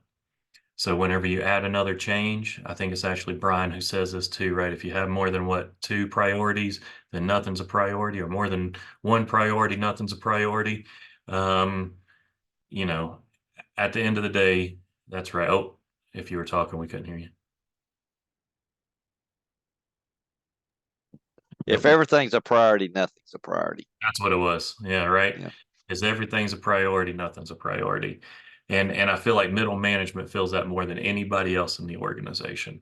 The pressure's at the top, but middle management really has so many priorities that they don't know which way to go in. And if we're not empowering and equipping them, but I'd also say that's also the place that you can get the most feedback about your organization, right? You should have continuous feedback loops from those middle managers. And most importantly, probably some of those disgruntled ones who've been there about 20 years, right? And if it's a new organization, having some diversity even in those perspectives is great as well. Equip senior leaderships, or equip them with delivering the why. We have to be able to equip them to deliver that why, because if not, and this is kind of going to Haley talking about storytelling, but I think we talk about it a little bit more later. We have to equip them with it because they have to deliver the why of the message. People in an organization, is 90, I think 5%, anyway, high 90% that they want to hear the why from the leader of the organization, right? They want to hear that why from the executive leader or whoever's the leader over that change. But it is middle management that they want to hear the day-to-day task from. So you need to shut your executive leader up before they get into that, and then empower your middle managers to go ahead and start doing that, right? Stick them to the why, get your middle managers in there with the task and the things with the day-to-day, because they're the ones who need to answer those things. And then, of course, provide all levels of tools that they need for change. Employee engagement, like I said, we have to be able to measure these things. Like I said, AdCard does it, but ultimately this is the stages of change. You have to measure them going through the stages of change. And then we have to build targeted education around that. So if we know somebody's struggling, and like I said, knowledge does not equal ability, but also the knowledge that you think somebody needs may not be the knowledge that they need to understand this change. So, and then also, again, you need to hear something, 7 times before it sticks. So again, we have to keep learning. People learn in different ways. People, all the different things that we have to keep in mind is right here. And we build that targeted education because we're measuring their process through change. And then we have to articulate and broadcast a vision on a regular basis. That's kind of giving them the why all the time, right? We have to be able to deliver that why, and we have to keep it on the forefront because people lose sight of what that vision is. Again, I'll use the VA as an example. They lost the sight that they're really here to challenge the status quo of healthcare, not just provide healthcare to veterans, right? If that was all they did, we could easily just save, like I said, a shitload of money and give taxpayers a lot of money back. They wouldn't do that. They would repurpose it somewhere else. But anyway, you know what I mean, right? And then, we have to prepare, empower, and equip them for the implementation. So again, now we're moving into ability. So now that they got the knowledge, we know that they're prepared for the change, everything's ready to go. We have to go in and then now equip them with it and make sure that they have the ability for it, and then provide clear expectations and targets. Yeah, go ahead, Pat. Hey, so as we're kind of going through this, and I think maybe getting a better sight picture of how we as wellness coaches can help organizations out with their organizational wellness and well-being, it prompts me to ask this: who would we target when coaching, or who, like, if we were approached about improving organizational wellness, aside from intuition, what are some things that we should consider when pitching this service? Like, we do wellness coaching for executives or for middle management? I think that would be narrowing it down for your niche, or wherever you feel like it is. But I'll give you an example of what I think you should do. So if you're looking at it from a business perspective, who are the people who make decisions? The people who have authority, which is, it should be your middle management, but it tends to be the senior executives. Yeah, so I would say if you can get senior leaders involved in coaching, then more than likely they're going to see the value of it and be willing to bring that in for all their employees. And then they're going to be an advocate for it as well. So that would be my advice, is if you're going to target it in this way. But I'd also say, don't even look at it from health coaches, because a lot of health coaches are also being pulled in and just looking at the organizational health of the organization in general. How could we incorporate healthy living in different areas, right? How could we incorporate basically like being that chief well-being officer? You're looking at the well-being of all people in that organization. The VA is hiring a lot of them right now. Other organizations are hiring them, but really I'd say look at it more that way. How could you also fit that in? And then I would pitch that in a way that it can, increase recruitment, decrease turnover, all those other things. And there's a whole lot of research that goes around that you could build a case for. Did that answer your question?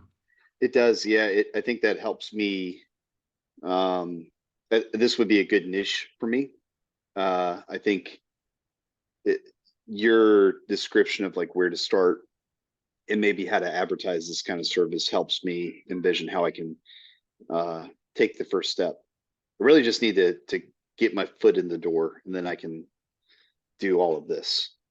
Yeah, and I would most certainly think the foot in the door would be coaching some type of executive or senior leader. I wouldn't even say it'd have to be an executive, because they might not even have time for it. It would probably be, those COOs and maybe some of those CFOs, or if you could get even some of those chiefs over certain programs and things like that. I think maybe that would be a good starting point. And then those people have some type of authority, right? Payment authority and things like that, to where they could do it. But I think that's pretty much the end, is get people involved. And I'll give an example of it. Whenever we first started this, we actually trained our deputy director at the VA that we were in yoga. We trained her as a 200-hour yoga instructor, and then we set up yoga with the deputy director. So we got her involved in yoga, we trained her as an instructor, and then we made her start providing yoga to employees. And then employees started showing up. It kept getting larger and larger, and I don't think it ever got huge. I think we got like 5,000 employees. I'd say probably the largest it got was maybe 30 to 50 people, maybe, but still that's like a good way, right? Because now she's the one introducing it for you just about at that point.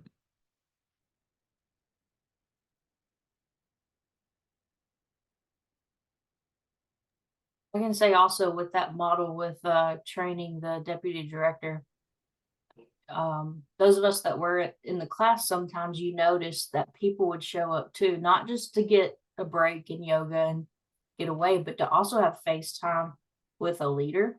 You could see they'd line up at the end just to go talk to her. So just something else to keep in mind is it continues to put leaders and sponsors into that light throughout changes, and they're there to kind of help walk it through as well. Absolutely. Okay. All right. Did that answer your question, or any other questions, Pat? Anything else? Or anybody else? Nothing from the peanut gallery here in Oxford, Mississippi. Oxford, Mississippi. Okay, well, let's keep going for time's sake too. So empower middle management, I think we definitely hit this up, but we talk about it here, right? Establish communication and feedback channels. Establish mitigation plans for the risk. There's always going to be risk. You got to come up with it, but there's always going to be resistance to change. And I want to say that again, there will always be resistance to change, even if they want to change. There will be resistance to that change. It is natural. It is normal. We all have that anxiety, almost like Brene Brown was saying in that video, right? That gremlin starts to creep in right when you open the door. And even if you're for that change, that gremlin's still going to be creeping in. So it's normal. Equip leaders with tools to, solicit, pivot. And I think this is the hardest part that I think middle management struggles with right here, is we don't equip them and empower them to pivot on their own. And I think that's extremely challenging for middle management. And then we have to train, equip, and equip leaders to coach their members, right? We got to give them these skills. We got to give them that 5-minute coaching session and work with them to get it down pat, right? We got to coach them towards getting those goals that we need them to accomplish these changes. And then we also have to coach up. I think Brian talked a little bit about that at the beginning, but empower leaders with training and tools, right? We got to help those leaders be able to do it as well. And then provide tools that empower leaders to fulfill the change. And I will say, I forget what the number is too, but it's a high 90s number of percentages that middle management does not feel equipped to lead change. If that's a huge number in an organization. That's not a small number, right? Let's just say that I'm off and it's 90%, or let's just say it's 80%. That's still a huge number that is not equipped for change in an organization, in any organization that should always be ready to change, right? Because we have no idea what the next COVID will be. So we have to be agile. So here is the storytelling. We have to equip those senior leaders with storytelling capabilities. Now, I had a leader who loved to tell stories, and I would try to get him to tell the most appropriate stories. He would never tell the appropriate stories that I would tell him to, ever. It would be way out of whack, wouldn't even fit. Nobody know what the hell they're talking about. So we have to train them to be able to tell a story, right? And this is one of the things that whenever I think of being active and visible and communicating throughout the entire project, those two things that they were good at, this is the thing, right? They have to, it doesn't matter if they're active and visible, if they're talking about monkeys and, over here, the chief of staff that I'm talking about would go off on rants of craziest things that I've ever heard of. And it had nothing to do with anything. And anything, it would hurt the momentum of the change that we were actually trying to initiate. So, we have to be able to train them to do that. And if they can't do it, again, a red flag. We have to give them and train them to do it. If we're coming in as a consultant, it's way better. Me being the subordinate to him was never good because it never worked, obviously. But, we have to be able to implement those things. We have to establish those communications plans. Remember, if an organization says that they do change management, but whenever you look at everything that they do, it's all communication plans. That's another red flag, right?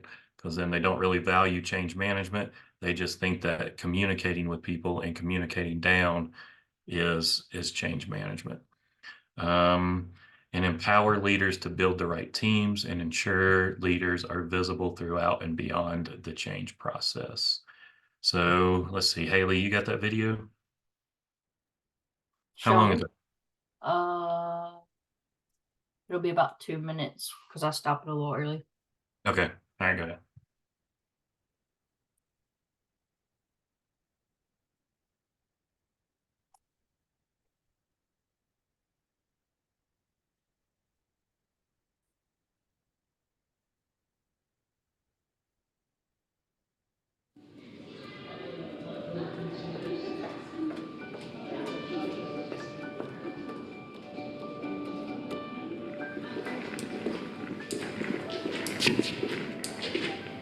Mom, my shoelaces. You can do it. Please. Okay. 2 bunny ears, loop around and pull together. Got it? I don't want to be here. James, I want you to pick an artwork you like and tell me about it. Art is a wonderful thing and I want to enjoy it with you, okay? Okay.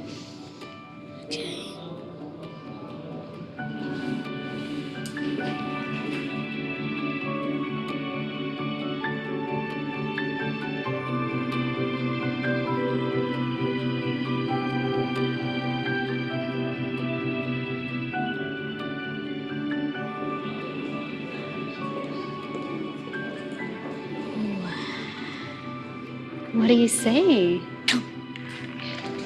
Sit here. Okay.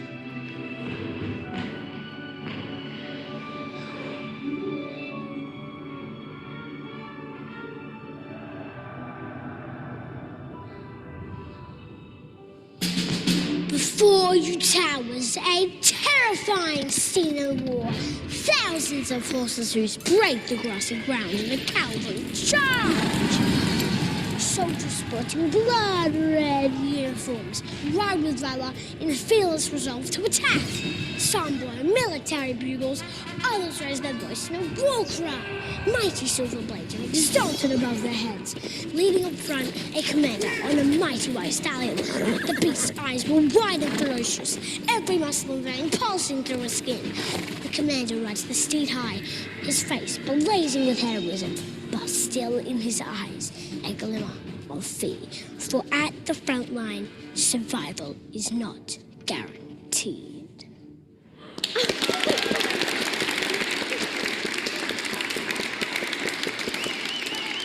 I'm so proud of you.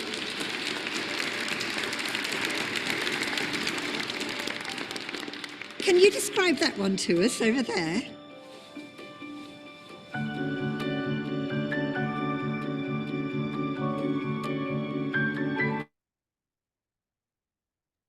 I love that video. That was my first time seeing it. That's a good video. How did everybody else feel about that video?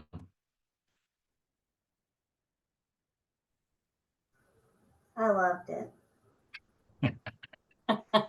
If anything, I hope it kind of gives just something simple, but I hope it gives you an idea of the strength behind storytelling, right? When we talk about connecting whys for people, when we talk about having an organization that works as one unit and they're achieving all these amazing things, it's because they had a story that they could express to others and the others wanted to be a part of that.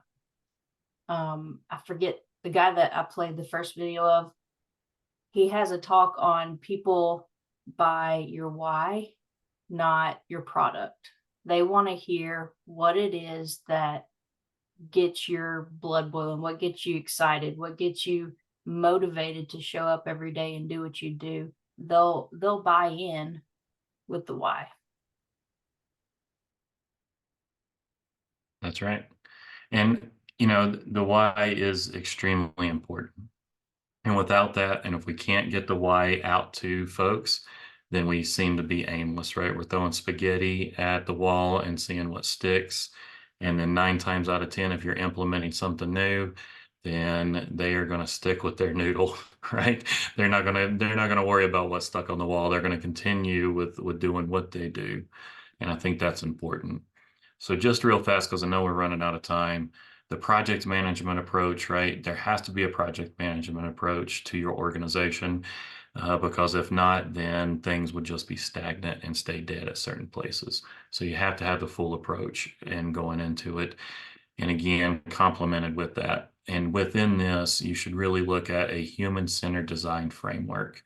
And in my opinion, that's very similar to a whole health framework. And then you can really be able to build around it. And one thing that you'll notice in all of these graphics that I've built, I add mindful awareness or some type of mindfulness into it. Because even in the high reliability organization research that they've done, you know, mindfulness is one of the key components of having a high reliability organization. and then system redesign. So you should have a process in place. And, for people who are familiar with lean, there's this term called stop the line. And lean really started in manufacturing, and it has really evolved in almost every work. You can relay lean processes to it all. In my opinion, if you do not have a way for frontline staff in your organization to submit projects for a lean redesign or evaluation is what I would call it. A lean evaluation by a green belt or somebody along those lines that's familiar with lean philosophy. You're losing an important measure within your facility, and that is the voice of your consumer, and those are the frontline people. We created a way to where frontline people would be able to submit projects. Sometimes people would submit a project and we'd have a green belt go out and investigate it. And then they would investigate it and it would be like, oh, I just really want to not have to walk and go get my patients, right? They're like, I just don't want to walk anymore. Well, we can't solve that, right? So we'd send it back to them. But another one was we looked at the utilization of the gym at our facility, and then we were able to, well, COVID hit before we were really able to do a lot with it. But, we tracked that our gym was way underutilized, right? We had a green belt go out and investigate it. Then we had a black belt do it. And then we put an entire project. And then we also made a lot of people mad because people loved that the gym was empty all the time and they could only take one person in there in this entire large gym and do nothing, right? So then we made people mad, right? Talking about going back to change. And I don't want to say I'm picking on them, because at the end of the day, they thought they were doing what's right, right? They had their patient in there. By all stretch of the means, they were doing nothing wrong by any means, right? But again, now we're asking them to change. Now we're asking them to change. And now we're going to put more patients in where they had, complete confidentiality. They could say what they wanted, do what they wanted. And now we just changed everything on them. So anyway, you lose a major voice. And again, if you're a leader in an organization, your voice are those frontline people. And if they don't have a streamlined process to submit projects, your organization could probably be a whole lot better right now if you allowed that process to happen.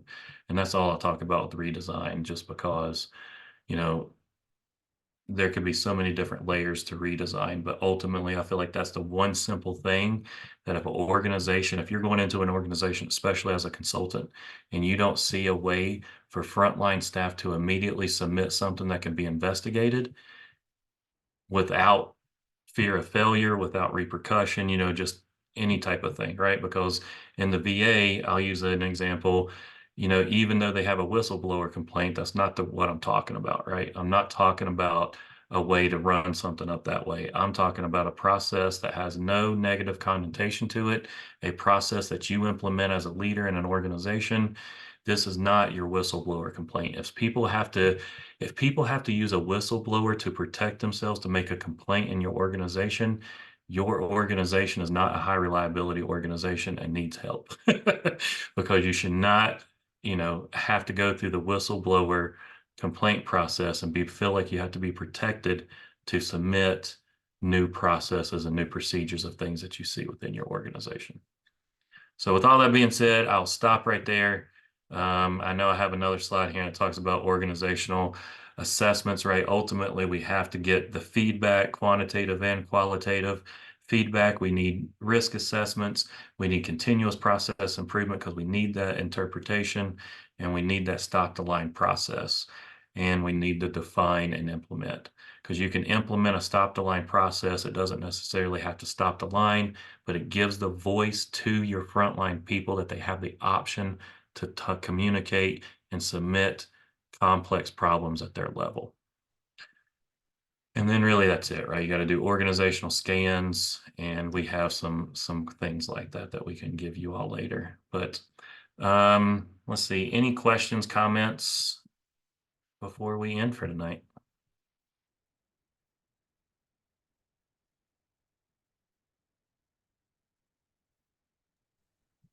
Well, I guess get out of here. Charlie, Yeah, could you please send me the recording? I missed a few slides.